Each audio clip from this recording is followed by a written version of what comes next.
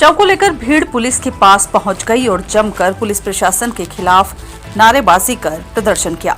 इसी बीच DJ sound को लेकर कुछ लोग पुलिस के पास पहुंचे और प्रदर्शन करने लगे। दो प्रदर्शन और बिगड़ती कानून व्यवस्था पुलिस के लिए चुनौती बनी रही। डरे नहीं, यह सब कुछ हकीकत में नहीं बल्कि पुलिस की मॉक ड्रिल का हिस्सा मात्र था।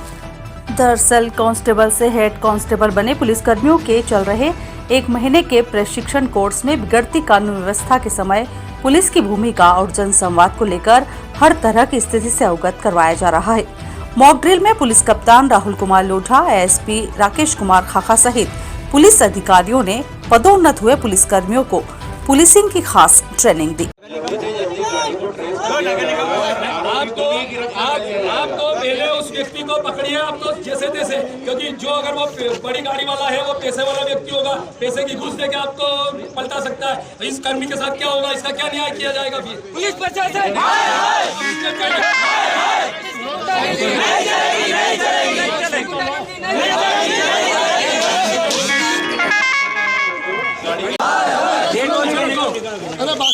राहुल बढ़िया लीजिए, एक बार शांति से सब लोग शांत हैं। हमारी पुलिस ये महिला कर्मी जो है निगम शासन में काम करती है, नगर निगम में, इसके कोई अज्ञात वाहन है, कोई पर एक्सीडेंट किया है। सबको बिठा दो पहले, आप डरो, शांत से बढ़िया, आराम से।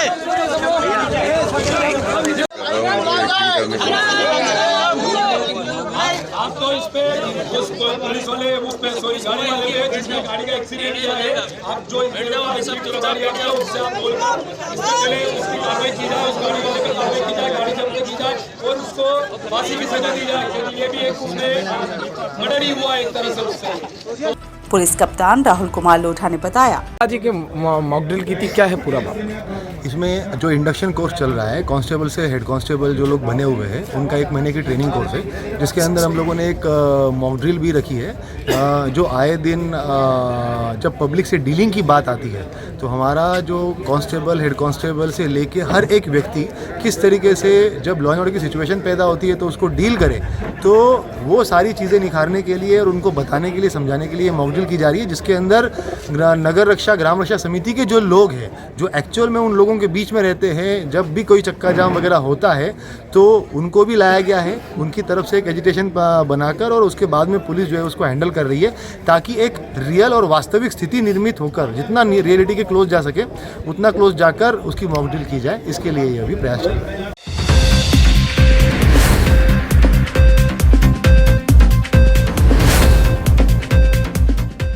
अवैध गतिविधियों के लिए सुर्खियों में रहने वाले जिला चिकित्सालय में खून का कारोबार भी चलने का खुलासा होने के बाद अस्पताल प्रशासन ने पुलिस को सूचना दी थी।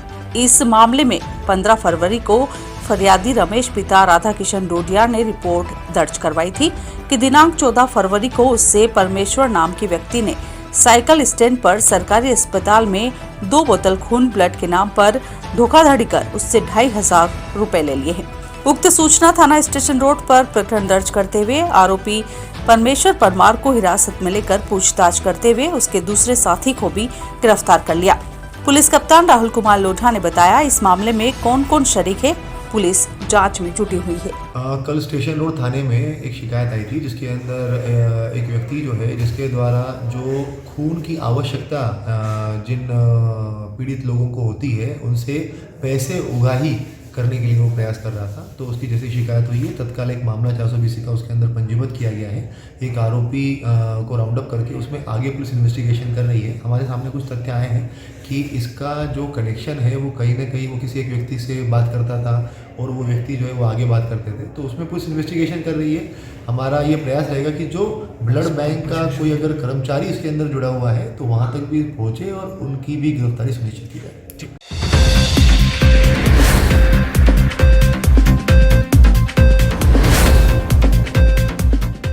रेलवे स्टेशन के बाहर प्लेटफॉर्म नंबर 4 की तरफ लगे एक्सीलेटर से गिरने पर एक लड़की गंभीर रूप से जख्मी हो गई। बताया जाता है कि उक्त लड़की अपना नाम सोया बताती है।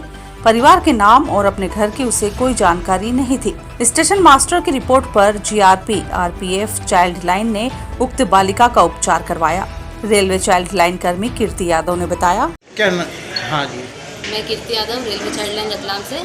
आज स्टेशन पर प्लेटफॉर्म नंबर 4 के बाहर एक बालिका सीढ़ियों से खेलते हुए नीचे गिर गई थी, जिसके कारण उसके दाढ़ी पर और पैर पर चोट आई थी। तो स्टेशन मास्टर से सूचना मिलने पर हम आरपीएफ और रेलवे चाइल्ड लाइन के द्वारा बालिका को सिविल हॉस्पिटल लेकर आकर उसका ट्रीटमेंट करवाया और इंजेक्शन और एक्सरे कराकर बालिका की ड्रेसिंग कराकर बालिका को CWC के समक्ष पेश करके बालिका गृह छोड़ा था। किसकी बालिका है, क्या कुछ? नहीं, इसकी कोई जानकारी नहीं है। बालिका ने सिर्फ नाम बताया, लेकिन उसके मम्मी पापा का नहीं है, उसने ऐसा बताया।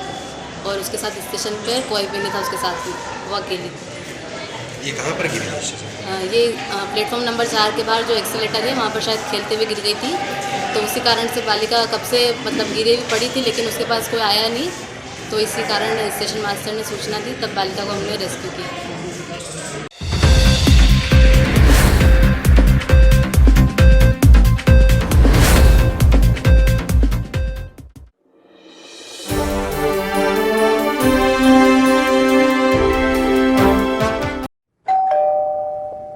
अरे अंकल, वेलकम। आइए ना। हाँ बेटा।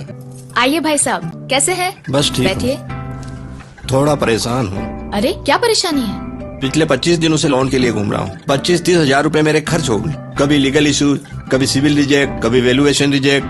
70,000 की सैलरी होने के बाद भी मुझे लोन नहीं मिला। चिंता न करें भाई साहब। आपने कॉर्पोरेट फाइनेंशियल सर्विसेज का नाम सुना है? हमारा तो बिना किसी परेशानी के परसों ही लोन सैंक्शन कराया है इन्होंने। चाहे होम लोन हो, मोर्गेज लोन हो, कार लोन हो या ओडी लोन हो, किसी भी प्रकार का लोन हो, all over MP best service provider. Corporate financial services आपको आसानी से लोन प्रोवाइड करवाती है। सच में? जी हाँ, ये 108 बैंक्स और NBFC के पार्टनर्स हैं। अरे दीदी, हमें तो 2 दिन में ही लोन मिल गया था। अरे हाँ, 48 घंटे में लोन प्रोवाइड कराने की गारंटी भी इन्हीं की। अरे वाह, वैसे क्या नाम बताया आपने? Corporate financial services.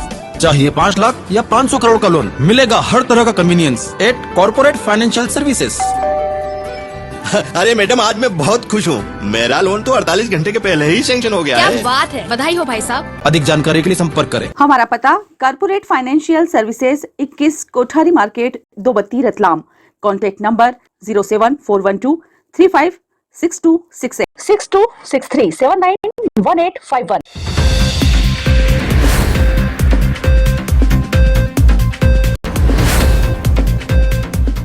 लहसुन की बम्पर आवक ने मंडी प्रशासन से लेकर शहर की यातायात व्यवस्था को ध्वस्त कर दिया है। इस बार लहसुन की बम्पर पैदावार ने कृषि उपज मंडी को सफेद चादर से ढक दिया। मंडी में जहां नजर जाए बस लहसुन ही लहसुन नजर आती है। प्रतिदिन मंडी में 4 से 6 हजार कट्टे लहसुन नीलामी के लिए पहुंच रही है, जिससे मंडी की व्यवस्था बिगड़ गई है। बड़ी मात्रा में लहसुन के मंडी में पहुंचने से मंडी प्रशासन को ट्रॉलियां बाहर सड़क पर खड़ी करवाना मजबूरी बना हुआ है।